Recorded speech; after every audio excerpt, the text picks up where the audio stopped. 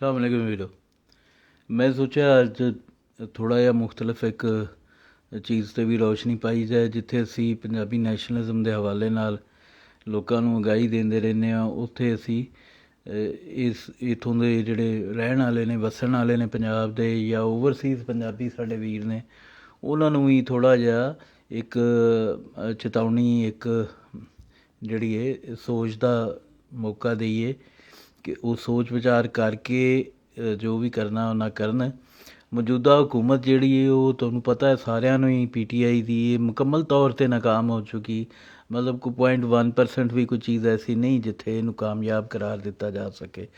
ਔਰ ਤੁਹਾਨੂੰ ਇਹ ਵੀ ਚੇਤੇ ਹੋਣਾ ਹੈ ਕਿ ਜ਼ਿਆਦਾ ਦੌਰ 'ਚ ਫਾਈਨਾਂਸ ਜਿਹੜੀਆਂ ਕੰਪਨੀਆਂ ਬਣੀਆਂ ਸਨ ਉਹ ਕਿੰਨਾ ਵੱਡਾ ਫਰਾਡ ਹੋਇਆ ਸੀ ਮੁਲਕੀ ਸਤ੍ਹਾ 'ਤੇ, ਮੁਲਕੀ ਸਤ੍ਹਾ 'ਤੇ, ਔਰ ਉਹਨਾਂ ਦਾ ਕੁਛ ਨਹੀਂ ਸੀ ਬਣ ਸਕਿਆ। ਅਤੇ ਉਸੇ ਤਰ੍ਹਾਂ ਹੀ ਅੱਜ ਵੀ ਉਂਝ ਦੀ ਇੱਕ ਚੀਜ਼ ਹੋਣ ਜਾ ਰਹੀ ਹੈ। ਅਤੇ ਮੈਂ ਵਾਰਨਿੰਗ ਦੇਣਾ ਚਾਹੁੰਦਾ ਹਕੂਮਤ ਨੂੰ ਵੀ, ਅਗਰ ਉਹਨਾਂ 'ਚ ਦਿਮਾਗ ਹੈ ਅਤੇ ਉਹ ਸੋਚਣ ਇਸ ਬਾਰੇ। ਅਤੇ ਨਹੀਂ ਤਾਂ ਸਾਡੇ ਜਿਹੜੇ ਪੰਜਾਬੀ ਵੀਰ ਨੇ, ਜਾਂ ਸਾਡੇ ਜਿਹੜੇ ਸਿੰਧੀ ਵੀਰ ਨੇ, ਜਾਂ ਜਿਹੜੇ ਦੂਜੇ ਵੀ ਵੀਰ ਨੇ ਦੋ ਸੂਬਿਆਂ ਦੇ, ਉਹ ਸਾਰੇ ਹੀ ਪਾਕਿਸਤਾਨੀਆਂ ਵਾਸਤੇ ਅੱਜ ਮੈਂ ਗੱਲ ਕਰ ਰਿਹਾ ਕਿ ਜਿਹੜੇ ਵੀ ਓਵਰਸੀਜ਼ ਪਾਕਿਸਤਾਨੀ ਬੈਠੇ ਨੇ ਔਰ ਇੱਥੇ ਇੰਟਰਸਟਿਡ ਹੋ ਰਹੇ ਨੇ। ਇੱਕ ਆਰਟੀਫਿਸ਼ਲ ਬੂਮ ਜਿਹੜਾ ਉਹ ਲਿਆਂਦਾ ਗਿਆ ਪ੍ਰੋਪਰਟੀ ਰੀਅਲ ਸਟੇਟ ਸੈਕਟਰ 'ਚ, ਔਰ ਕੀਮਤਾਂ ਥੋੜ੍ਹੀਆਂ ਜਿਹੀਆਂ ਉੱਤੇ ਗਈਆਂ ਨੇ ਇਸ ਵਾਸਤੇ ਕਿ ਬਾਹਰੋਂ ਇਨਵੈਸਟਮੈਂਟ ਆਈਏ ਜਾਂ ਅਟਰੈਕਟ ਕੀਤਾ ਜਾ ਰਿਹਾ ਕਿਉਂਕਿ ਓਵਰਸੀਜ਼ ਪਾਕਿਸਤਾਨੀ ਇਹਨਾਂ ਦਾ ਵੋਟਰ ਬਹੁਤ ਵੱਡੀ ਤਾਦਾਦ 'ਚ।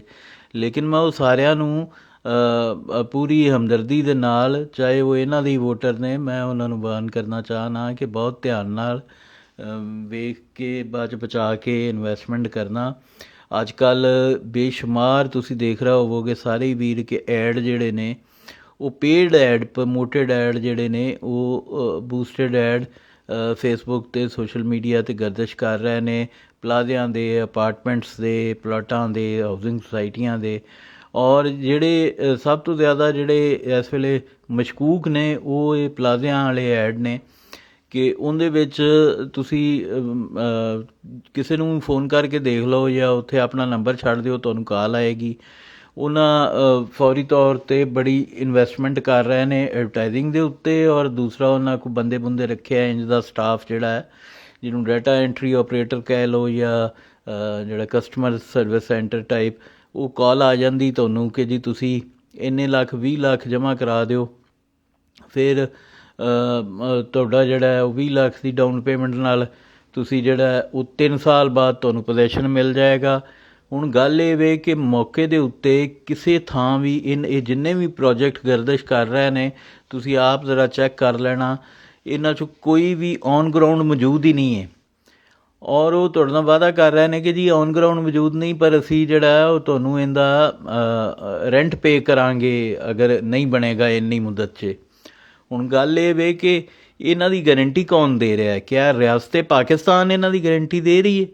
ਨਹੀਂ, ਰਿਆਸਤ ਪਾਕਿਸਤਾਨ ਨੇ ਤਾਂ ਕੋਈ ਐਸੀ ਗਰੰਟੀ ਨਹੀਂ ਦਿੱਤੀ ਹੋਈ ਤੁਹਾਨੂੰ ਕਿ ਅਗਰ ਇਹ ਜਿਹੜਾ ਇਨਵੈਸਟਰ ਹੈ, ਸਪੋਜ਼ ਮੇਰੇ ਕੋਲ ਇੰਨੇ ਪੈਸੇ ਨੇ ਔਰ ਮੈਂ ਤੁਹਾਡੇ ਕੋਲੋਂ ਇੰਨੇ ਪੈਸੇ ਇਕੱਠੇ ਕਰਨੇ ਸ਼ੁਰੂ ਕਰ ਦਿੰਦਾ ਔਰ ਤੁਹਾਡੇ ਪੈਸਿਆਂ ਨਾਲ ਹੀ ਮੈਂ ਜਿਹੜਾ ਉਹ ਪਲਾਜ਼ੇ ਬਣਾਉਣੇ ਸ਼ੁਰੂ ਕਰ ਦਿੰਦਾ, ਅਤੇ ਕੀ ਪਤਾ ਮੈਨੂੰ ਅੱਗੇ ਜਾ ਕੇ ਘਾਟਾ ਪੈ ਜਾਏ। ਜਿਹੜਾ ਮੈਂ ਇੰਨੀ ਇਨਵੈਸਟਮੈਂਟ ਹੁਣ ਐਡਵਰਟਾਈਜ਼ਮੈਂਟ 'ਤੇ ਕਰ ਰਿਹਾ ਔਰ ਬੰਦੇ ਰੱਖ ਰਿਹਾ, ਸਟਾਫ ਰੱਖ ਰਿਹਾ, ਅੱਗੇ ਜਾ ਕੇ ਮੈਨੂੰ ਕੋਈ ਘਾਟਾ ਪੈ ਜਾਏ ਅਤੇ ਮੈਂ 2 ਮਹੀਨੇ ਤੁਹਾਨੂੰ ਕਿਰਾਇਆ ਦੇਣ ਤੋਂ ਬਾਅਦ ਕੀ ਇਸ ਗੱਲ ਦੀ ਗਰੰਟੀ ਹੈ ਕਿ ਤੀਜਾ ਮਹੀਨਾ ਵੀ ਦਿਆਂਗਾ? ਜੇ ਮੈਨੂੰ ਘਾਟਾ ਪੈ ਜਾਂਦਾ ਤਾਂ ਫਿਰ ਕੀ ਹੋਏਗਾ? ਮੈਂ ਫਿਰ ਕਿੱਥੋਂ, ਜਦੋਂ ਮੇਰੇ ਕੋਲ ਹੋਣਗੇ ਹੀ ਨਹੀਂ ਤਾਂ ਮੈਂ ਕਿੱਥੋਂ ਦਿਆਂਗਾ? ਪਹਿਲੀ ਤਾਂ ਇਹ ਚੀਜ਼ ਹੈ ਕਿ ਮਤਲਬ ਚਲੋ ਅਗਰ ਕਿਸੇ ਦੀ ਨੀਅਤ ਠੀਕ ਵੀ ਹੈ, ਖੋਟੀ ਨਹੀਂ, ਅਤੇ ਅਗਰ ਉਹ ਘਾਟੇ ਦਾ ਸ਼ਿਕਾਰ ਹੋ ਜਾਂਦਾ ਤਾਂ ਉਹ ਤੁਹਾਨੂੰ ਕਿਸ ਤਰ੍ਹਾਂ ਪੈਸੇ ਦੇਗਾ ਜੀ? ਉਹ ਤੁਹਾਡਾ ਤੁਸੀਂ ਜਿਹੜੇ ਫਲੈਟ ਵਾਸਤੇ, ਅਪਾਰਟਮੈਂਟ ਵਾਸਤੇ ਪੈਸੇ ਦਿੱਤੇ ਨੇ ਉਹ ਕਿੱਥੋਂ ਤੁਹਾਡੇ ਵਾਪਸ ਆਉਣਗੇ? ਉਹ ਜਿਹੜਾ ਮੰਥਲੀ ਉਹਨਾਂ ਤੁਹਾਨੂੰ ਕਿਰਾਇਆ ਪ੍ਰੋਮਿਸ ਕੀਤਾ ਉਹ ਕਿੱਥੋਂ ਵਾਪਸ ਆਏਗਾ?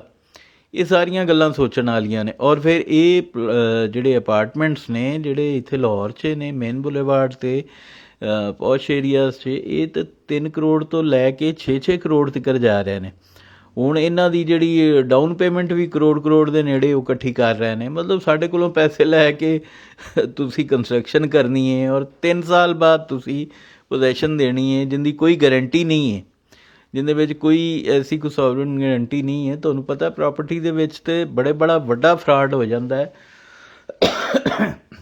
ਲੋਕੀ ਬਿਆਨਾਂ ਤੋਂ ਮੁੱਕਰ ਜਾਂਦੇ ਨੇ, ਅੰਗੂਠਿਆਂ ਤੋਂ ਮੁੱਕਰ ਜਾਂਦੇ ਨੇ, ਰਜਿਸਟਰੀਆਂ ਤੋਂ ਮੁੱਕਰ ਜਾਂਦੇ ਨੇ, ਔਰ ਪੈਸੇ ਇਕੱਠੇ ਕਰ ਕੁਰ ਕੇ ਇੱਥੇ ਤਾਂ ਹਰ ਦੂਜੇ ਚੌਥੇ ਸਾਲ ਇੱਕ ਨਾ ਇੱਕ ਵੱਡਾ ਫਰਾਡ ਹੁੰਦਾ ਹੈ। ਕੋਈ ਬੰਦਾ ਪੈਸੇ ਇਕੱਠੇ ਕਰਕੇ ਆਵਾਮ ਦੇ ਨੱਸ ਜਾਂਦਾ ਹੈ, ਔਰ ਇਹ ਇੰਨੇ ਵੱਡੇ ਪੈਮਾਨੇ 'ਤੇ ਸਾਰਾ ਕੁਝ ਹੋ ਰਿਹਾ ਹੈ ਕਿ ਹੁਕੂਮਤ ਦੀ ਕੋਸ਼ਿਸ਼ ਹੈ ਕਿ ਰੀਅਲ ਸਟੇਟ ਸੈਕਟਰ ਨੂੰ ਉਠਾ ਲੈਣ, ਖੜਾ ਕਰ ਦੇਣ, ਲੇਕਿਨ ਇਹਦੇ ਵਿੱਚ ਅਗਰ ਫਰਾਡ ਹੁੰਦਾ ਹੈ ਤੇ ਯਕੀਨਨ ਉਹ ਲੱਖਾਂ ਕਰੋੜਾਂ ਲੋਕਾਂ ਨਾਲ ਫਰਾਡ ਹੋਏਗਾ। ਉਹ ਕਿਸੇ ਮਤਲਬ 2-4 ਨਾਲ ਨਹੀਂ ਹੋਏਗਾ, ਔਰ ਇਹਦੀ ਕੋਈ ਗਰੰਟੀ ਨਹੀਂ ਹੈ ਕਿ ਇਹ ਜਿਹੜੀਆਂ ਪ੍ਰਾਈਵੇਟ ਕੰਪਨੀਆਂ ਨੇ, ਸਾਰਿਆਂ ਤੋਂ ਵੱਡਾ ਜਿਹੜਾ ਰੀਅਲ ਸਟੇਟ 'ਚ ਪਾਕਿਸਤਾਨ 'ਚ ਨਾਂ ਹੈ ਉਹ ਮਲਕ ਰਿਆਜ਼ ਦਾ ਹੈ।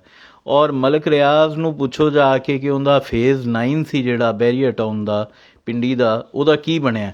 ਉਹਦਾ ਅੱਜ ਤੱਕ ਕੁਛ ਨਹੀਂ ਬਣਿਆ। ਮੇਰੇ ਭਾਈ ਦਾ ਉਹਦੇ 'ਚ ਪਲਾਟ ਸੀ, ਉਹਨਾਂ ਉਦੋਂ ਉੱਥੇ 10 ਲੱਖ ਰੁਪਏ ਦਾ ਲਿਆ ਸੀ ਪਲਾਟ ਸ਼ੁਰੂ 'ਚ, ਬਿਲਕੁਲ ਇਸੇ ਸਿਚੁਏਸ਼ਨ 'ਚ ਜਿਵੇਂ ਇਹ ਆਫਰ ਕਰ ਰਿਹਾ ਨਾ ਕਿ ਜੀ ਪਲਾਟ ਲੈ ਲਓ ਔਰ 3 ਸਾਲ ਬਾਅਦ ਤੁਹਾਨੂੰ ਪੋਜੈਸ਼ਨ ਮਿਲ ਜਾਏਗਾ। ਔਨ ਗਰਾਊਂਡ ਪਲਾਟ ਹੈ ਕੋਈ ਨਹੀਂ, ਠੀਕ ਹੈ। ਅਤੇ ਉਹ ਉਹਨਾਂ ਕਿਤੇ 2007-8 'ਚ ਉਹ ਲਿਆ ਸੀ। ਉਸ ਤੋਂ ਬਾਅਦ ਇੱਕ ਅਰਸਾ ਉਡੀਕਦੇ ਰਹੇ। ਅੱਜ ਦਿੰਦੇ ਆ ਜੀ, ਅੱਛਾ ਜੀ ਤੁਹਾਨੂੰ ਦੱਸਾਂਗੇ। ਉਹ ਕਰਦਿਆਂ 2014 'ਚ ਜਾਂ ਮੇਰੇ 16 'ਚ ਆ ਕੇ ਉਹਨਾਂ ਕਿਹਾ ਜੀ ਫੇਜ਼ 9 ਤਾਂ ਅਸੀਂ ਖਤਮ ਹੀ ਕਰਤਾ। ਅਤੇ ਜਿਹੜੇ ਫੇਜ਼ 9 'ਚ ਜਿਨ੍ਹਾਂ ਨੂੰ ਪਲਾਟ ਦਿੱਤੇ ਸਨ ਉਹਨਾਂ ਨੂੰ ਹੁਣ ਅਸੀਂ ਫੇਜ਼ 8 'ਚ ਐਡਜਸਟ ਕਰਾਂਗੇ। ਅੱਛਾ, ਫੇਜ਼ 8 'ਚ ਵੀ ਚੰਦ ਲੋਕ ਐਡਜਸਟ ਹੋਏ, ਔਰ ਬਾਕੀ ਜਿਨ੍ਹਾਂ 'ਚ ਮੇਰਾ ਭਾਈ ਵੀ ਸ਼ਾਮਿਲ ਸੀ, ਹਾਲਾਂਕਿ ਉਹ ਐਕਸ ਆਰਮੀ ਆਫਿਸਰ ਹੈ ਔਰ ਵੈਲ ਡੈਕੋਰੇਟਡ SSG ਆਫਿਸਰ ਹੈ, ਉਹਦੇ ਨਾਲ ਇਹ ਕਾਰਵਾਈ ਹੋ ਗਈ, ਠੀਕ ਹੈ। ਔਰ ਉਹਨਾਂ ਨੂੰ ਹਾਲੇ ਤੱਕ ਉਸ ਪਲਾਟ ਦਾ ਕੁਛ ਨਹੀਂ ਮਿਲਿਆ। ਅਤੇ ਤੁਸੀਂ ਅੰਦਾਜ਼ਾ ਕਰੋ ਮਲਕ ਰਿਆਜ਼ ਜਿਹਾ ਬ੍ਰਾਂਡ ਜਿਹੜਾ ਬੈਰੀਆ ਟਾਊਨ ਵਾਲਾ ਅਗਰ ਇਹ ਕਰ ਸਕਦਾ, ਅਤੇ ਬਾਕੀ ਜਿਹੜੀ ਲੰਡੀ ਬੁੱਚੀ ਜਿਵੇਂ ਉਹ ਬਰਸਾਤੀ ਡੱਡੂ ਨਿਕਲ ਆਉਂਦੇ ਨੇ ਉਵੇਂ ਨਿਕਲੇ ਫਿਰਦੇ ਨੇ। ਔਰ ਗੌਰਮੈਂਟ ਜਿਹੜੀ ਉਹ ਇੱਕ ਪਾਸੇ ਤਾਂ ਮਹਿੰਗਾਈ ਦਾ ਹਨੇਰ ਘੁਲਾਈ ਬੈਠੀ, ਅਤੇ ਦੂਜੇ ਪਾਸੇ ਜਿਹੜਾ ਹੈ ਉਹ ਕਰਜ਼ਿਆਂ ਦਾ ਵੀ ਹਨੇਰ ਘੁਲਾਈ ਬੈਠੀ।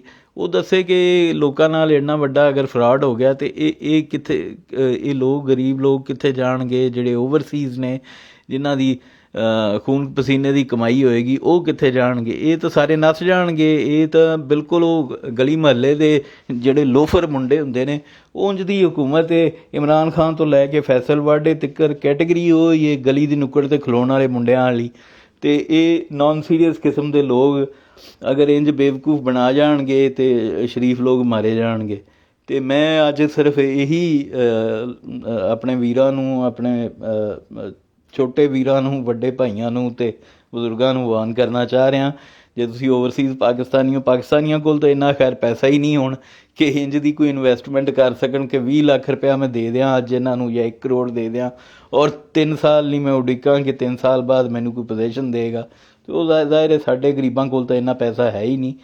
ਪਰ ਜੇ ਡਾਲਰਾਂ ਵਾਲਿਆਂ ਕੋਲ ਇੰਨਾ ਪੈਸਾ ਹੈ ਤਾਂ ਉਹ ਵੀ ਸੋਚ ਸਮਝ ਕੇ ਹੀ ਲਾਉਣ ਇਹਨਾਂ ਸਕੀਮਾਂ ਦੇ ਵਿੱਚ। ਇਹਨਾਂ ਦੀ ਕੋਈ ਗਰੰਟੀ ਨਹੀਂ, ਔਰ ਨਾ ਹੀ ਰਿਆਸਤ ਪਾਕਿਸਤਾਨ ਕਦੀ ਗਰੰਟੀ ਦਿੱਤੀ ਹੈ ਇਸ ਤਰ੍ਹਾਂ ਦੇ ਇਸ਼ੂਜ਼ 'ਤੇ। ਰੱਬ ਰਾਖਾ।